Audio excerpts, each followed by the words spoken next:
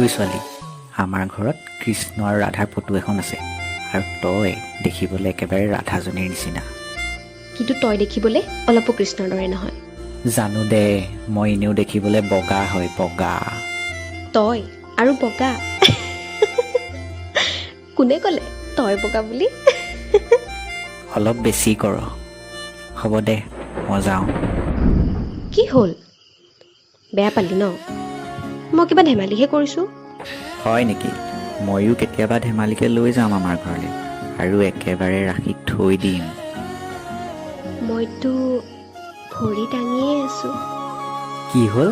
কি কলি? লাহে লাহে গোপনে হিয়াৰ দুৱাৰ খুলি